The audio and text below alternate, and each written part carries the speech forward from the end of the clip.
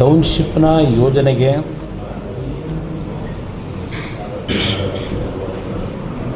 ಒಂದು ತಾಂತ್ರಿಕ ವರದಿ ಕೇಳ್ತಾ ಇದ್ದಾರೋ ಇಲ್ಲ ಅಲ್ಲಿಯ ಸಾಧಕ ಬಾಧಕಗಳ ಬಗ್ಗೆ ವರದಿ ನೀಡಿ ಅಂತ ಹೇಳಿ ಒಂದು ಕಮಿಟಿಯನ್ನು ರಚನೆ ಮಾಡಿದ್ದಾರೋ ನನಗೆ ಅದರ ಮಾಹಿತಿಗಳು ಇಲ್ಲ. ಆದರೂ ಸಹ ಪತ್ರಿಕೆಯಲ್ಲಿ ಗಮನಿಸಿದ್ದೇನೆ. ರಾಜ್ಯದ ಒಬ್ಬ ನಿವೃತ್ತ ನ್ಯಾಯಾಧೀಶರು ಅವರ ಒಂದು ನೇತೃತ್ವದಲ್ಲಿ ರಾಜ್ಯದ ಮಾಜಿ ಮುಖ್ಯ ಕಾರ್ಯದರ್ಶಿಗಳು ರಂಗನಾಥ್ ಅವರು, ಮತ್ತೊಬ್ಬ ನಿವೃತ್ತ ಹಿರಿಯ ಅಧಿಕಾರಿ ಉಮಾಶಂಕರ್ ಅಂತಕ್ಕಂಥವರು, ಮತ್ತೊಬ್ಬರು ಪ್ರಸನ್ನ ಕುಮಾರ್, ಈ 4 ಜನರ ಗಣ್ಯರ ನೇತೃತ್ವದಲ್ಲಿ ಒಂದು ಸಮಿತಿ ನಿನ್ನೆ ದಿನ ಕ್ಯಾಬಿನೆಟ್ನಲ್ಲಿ ಆ ಒಂದು ವರದಿ ಕೊಡಲಿಕ್ಕೆ ಈಗ ರಚನೆ ಮಾಡಿರ್ತಕ್ಕಂಥದ್ದೇನಿದೆ. ಬಹುಶಃ ನಾನು ಹಿಂದಿನ ಸಿದ್ದರಾಮಯ್ಯನವರು ಮುಖ್ಯಮಂತ್ರಿ ಇದ್ದಾಗ ಹಿಂದಿನ ಅವಧಿಯಲ್ಲಿ 2013-18 ಆ ಸಂದರ್ಭದಲ್ಲಿ ಇವರು ಸಹ ಮಂತ್ರಿಗಳಿದ್ದರು. ಬೆಂಗಳೂರು ದಕ್ಷಿಣ ಅಂತ ಈಗೇನು ಘೋಷಣೆ ಮಾಡಿದ್ದಾರೆ ಜಿಲ್ಲೆ ಅಂತ, ಆಗಿನ ರಾಮನಗರ ಜಿಲ್ಲೆ ಅವರು ಉಸ್ತುವಾರಿ ಸಚಿವರು ಇದ್ದರು. ಇವತ್ತು ಆ ನಿವೃತ್ತ ನ್ಯಾಯಾಧೀಶರನ್ನ ಏನು ನೇಮಕ ಮಾಡಿದ್ದಾರೆ ವರದಿ ಕೊಡಲಿಕ್ಕೆ, ಅವರೇ ಬಹುಶಃ ಅವತ್ತಿನ ರಾಜ್ಯ ಸರ್ಕಾರದ ಒಂದು ತೀರ್ಮಾನ, ಈ ಒಂದು ಬಿಡದಿಯ ಹತ್ತಿರ ಟೌನ್ಶಿಪ್ ಮಾಡಲಿಕ್ಕೆ ಹೊರಟಿದ್ದಾರೆ. ಅದಕ್ಕೆ ಆಸುಪಾಸು ಸಮೀಪದಲ್ಲೇ ಇದ್ದಂಥ ಇದರ ಹೊಸೂರು ಗ್ರಾಮಕ್ಕೂ ಆ ಒಂದು ಈಗಲ್ ಟೌನ್ ಅಂತಕ್ಕಂಥ ಒಂದು ಗಾಲ್ಫ್ ಕ್ಲಬ್ ಏನಾಗಿದೆ ಅಲ್ಲಿಯವರೆಗೂ ಆ ಗಾಲ್ಫ್ ಕ್ಲಬ್ನ ವ್ಯಾಪ್ತಿ ಇದೆ. ಯಾವೊಂದು ಈಗಿನ ಟೌನ್ಶಿಪ್ ಮಾಡಲಿಕ್ಕೆ ಏನು ಹೊರಟಿದ್ದಾರೆ ಅದರ ವ್ಯಾಪ್ತಿನಲ್ಲೇ ಇದೇನು ಬರ್ತಾ ಇತ್ತಾಗ ಸಮೀಪದಲ್ಲೇ ಇರ್ತಕ್ಕಂಥದ್ದು. ಆಗಿನ ಸಿದ್ದರಾಮಯ್ಯನವ್ರ ನೇತೃತ್ವದ ಸರ್ಕಾರದ ಸಚಿವ ಸಂಪುಟದಲ್ಲಿ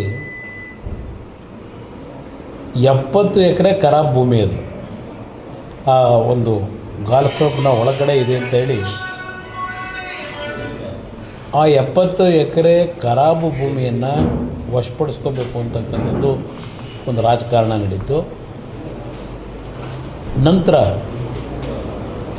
ಅಲ್ಲಿ ನಡೆದಂಥ ಕೆಲವು ಘಟನೆಗಳಿಂದ ಈಗಿನ ಮುಖ್ಯಮಂತ್ರಿಗಳೇ ಭಾಳ ವಾದ ಮಾಡಿ ಅಧಿಕಾರಿಗಳನ್ನು ಕರೆಸಿ ಜಿಲ್ಲಾಧಿಕಾರಿಗಳನ್ನ ಅಲ್ಲಿ ಎಕರೆಗೆ 12.5 ಕೋಟಿ ರೂಪಾಯಿನ 10 ವರ್ಷದ ಹಿಂದೆ ಫಿಕ್ಸ್ ಮಾಡಿದ್ರು.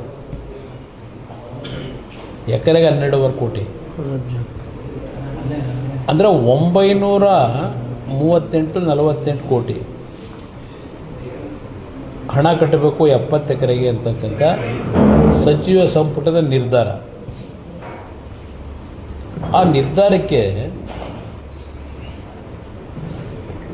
ಈ ಉಚ್ಚ ನ್ಯಾಯಾಲಯದ ಮುಂದೆ ಹೋದಾಗ ಈಗಿನ ನಿವೃತ್ತ ನ್ಯಾಯಾಧೀಶರೇ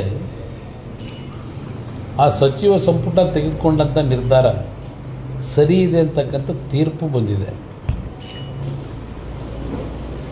ಈಗ ಆ ತೀರ್ಪನ್ನು ಕೊಟ್ಟಂಥ ನಿವೃತ್ತ ನ್ಯಾಯಾಧೀಶರನ್ನೇ ಅದೇ ವ್ಯಕ್ತಿಯನ್ನೇ ಈಗ ಈ ಒಂದು ಡೀಟೇಲ್ ರಿಪೋರ್ಟ್ ಕೊಡಿ ಅದರ ಬಗ್ಗೆ ಅಂತಕ್ಕಂಥ ಒಂದು ಟೌನ್ಶಿಪ್ನ ಭೂಸ್ವಾಧೀನ ಮಾಡ್ಕೊಳ್ಳಿಕ್ಕೆ ಅದರಿಂದ ಆಗ್ತಕ್ಕಂಥ ಪ್ರಯೋಜನಗಳು ನಾವೇನು ಮಾಡಬೇಕು ಅಂತ ಇದ್ದೇವೆ ಅಂತೇನು ಹೇಳಿದ್ದಾರಲ್ಲ, ದೊಡ್ಡ ದೊಡ್ಡ ಉದ್ಯಾನವನಗಳು, ದೊಡ್ಡ ದೊಡ್ಡ ರಸ್ತೆಗಳು ಇದೆಲ್ಲ ಹೇಳ್ಕೊಂಡಿದ್ದಾರೆ ಮುಖ್ಯಮಂತ್ರಿಗಳು. ಒಂದು ಅಡ್ವರ್ಟೈಸ್ಮೆಂಟು ಕೊಟ್ಕೊಂಡಿದ್ದಾರೆ, ಅವರ ಧ್ವನಿಯಲ್ಲೇ ಹೇಳಿದ್ದಾರೆ, ಮಾಧ್ಯಮದ ಮುಂದೆ ಹೇಳಿ ಇಡೀ ರಾಜ್ಯದ ಜನತೆ ಮುಂದೆ ಇಟ್ಟಿದ್ದಾರೆ. ಇದು ಕ್ರೀಡಾಂಗಣಗಳು, ಆಸ್ಪತ್ರೆ, ದೊಡ್ಡ ರಸ್ತೆಗಳು, ಏನ ಸೆಂಟ್ರ್ಗಳು ಇದೆಲ್ಲ ಹೇಳಿದ್ದಾರೆ. ಎಷ್ಟು ಜನ ಬಿಡದಿ ಹತ್ರ ನಮಗೆ ಲ್ಯಾಂಡ್ ಕೊಡಿ ಅಂತ ಅರ್ಜಿ ಹಾಕಿದ್ದಾರೋ ಗೊತ್ತಿಲ್ಲ, ಅಲ್ಲಿ ಉದ್ಯೋಗ ಸೃಷ್ಟಿ ಮಾಡ್ತಕ್ಕಂಥವ್ರು. ಇಲ್ಲಿವರೆಗೂ ಬಿಡದಿ ಹತ್ರ ನಮಗೆ ಉದ್ಯೋಗ ಸೃಷ್ಟಿ ಮಾಡಲಿಕ್ಕೆ ಭೂಮಿ ಕೊಡಿ ಅಂತ ಯಾರೋ ಅರ್ಜಿ ಹಾಕಿದ್ದಾರೆ ಅನ್ನೋದು ನನ್ನ ಹತ್ರ ಅಂತೂ ಮಾಹಿತಿ ಇಲ್ಲ. ಈಗ ಅವತ್ತು ತೆಗೆದುಕೊಂಡ ಸಚಿವ ಸಂಪುಟದ ನಿರ್ಧಾರ 900 ಕೋಟಿ ಕಟ್ಟಲಿಕ್ಕೆ ಏನು ಹೇಳಿದ್ರು, ಎಕರೆಗೆ 12 ಕೋಟಿ ಥರ, ಅದು ಸರ್ಕಾರದ ಖರಾಬ್ ಭೂಮಿಗೆ.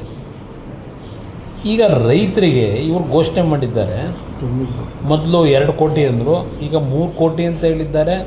ಅದು ಯಾವ ಆಧಾರದ ಮೇಲೆ ಮುಖ್ಯಮಂತ್ರಿ ತೀರ್ಮಾನ ಮಾಡ್ತಾರೆ 3 ಕೋಟಿ ಅಂತ ಗೊತ್ತಿಲ್ಲ. ಜನಕ್ಕೆ ಯಾವ ರೀತಿ ದಾರಿ ತಪ್ಪಿಸ್ತಾರೆ ಅನ್ನೋದಕ್ಕೆ ನಾನು ಹೇಳ್ತಕ್ಕಂಥ. ಈಗ ಅವತ್ತು 12 ಕೋಟಿ ಸರ್ಕಾರ ನಿಗದಿ ಮಾಡಿದ್ದು ಸರಿ ಇದೆ ಅಂತ ತೀರ್ಪು ಕೊಟ್ಟಿರ್ತಕ್ಕಂಥ ಈಗಿನ ಆ ಒಂದು ಸಮಿತಿಯ ಒಂದು ಮುಖಂಡತ್ವ ಏನು ಕೊಟ್ಟಿದ್ದಾರೆ, ಆ ಸಮಿತಿಗೆ ಹೆಡ್ ಮಾಡಿದ್ದಾರೆ, ನೇತೃತ್ವ ವಹಿಸಿದ್ದಾರೆ. ಈಗ ಅವರು ಅಲ್ಲಿ ಹೋಗಿ ಪರಿಶೀಲನೆ ಮಾಡಿ ಅವತ್ತು 12 ಕೋಟಿಗೆ ತೀರ್ಪೇನು ಬಂದಿದೆ ಇವರೇ ಕೊಟ್ಟಿದ್ದಾರೆ. ಈಗ ರೈತರಿಗೆ 2 ಕೋಟಿ ಕೊಡೋದು ಸೂಕ್ತವಾ? 12 ಕೋಟಿ ಕೊಡಬೇಕಲ್ಲ. ಈಗ ಅವತ್ತು 10 ವರ್ಷದಿಂದ ಆಗಿರೋದು, ಈಗ ಎಷ್ಟು ಕೊಡಬೇಕಾಗಿದ್ದಾರೆ? ಅದೇ ನ್ಯಾಯಾಧೀಶನೇ ಈಗ ನಿವೃತ್ತಿಯನ್ನು ಹೊಂದಿದ್ದಾರೆ, ಅವ್ರನ್ನೇ ನೇಮಕ ಮಾಡ್ಕೊಂಡಿದ್ದಾರೆ. ಈಗ ನಾನು ಆ ಒಂದು ನೇತೃತ್ವ ವಹಿಸಿರ್ತಕ್ಕಂಥ ನಿವೃತ್ತ ನ್ಯಾಯಾಧೀಶರಿಗೆ ಈಗ ಆಗಿದ್ರೆ ನೀವು ಅಲ್ಲಿ ಹೋಗಿ ಏನು ರೇಟ್ ಫಿಕ್ಸ್ ಮಾಡ್ತೀರಿ? ಅವತ್ತು 12 ಕೋಟಿ ಫಿಕ್ಸ್ ಮಾಡಿದವರು, ಒಪ್ಪಿಗೆ ಕೊಟ್ಟವರು ನ್ಯಾಯಾಲಯದಲ್ಲಿ. ಏಕೆಂದರೆ ನಾನು ಅವರ ತೀರ್ಪಿನ ಬಗ್ಗೆ ಚರ್ಚೆ ಮಾಡ್ತಿಲ್ಲ. ಸರ್ಕಾರದ ನಿಗದಿ ಮಾಡಿದಂಥ 12 ಕೋಟಿ ಏನಿದೆ ಎಕರೆಗೆ 10 ವರ್ಷದಿಂದ ಕೊಟ್ಟಿರ್ತಕ್ಕಂಥದ್ದು, ಅದಕ್ಕೆ ತೀರ್ಪನ್ನು ಕೊಟ್ಟಿರ್ತಕ್ಕಂಥದ್ದೇನಿದೆ ಅದೇ ನ್ಯಾಯಾಧೀಶರು ನಿವೃತ್ತಿ ಹೊಂದಿದ್ದಾರೆ. ಅವ್ರ ನೇತೃತ್ವದಲ್ಲಿ ಈಗ ಆ ಒಂದು ಬಿಡದಿಯ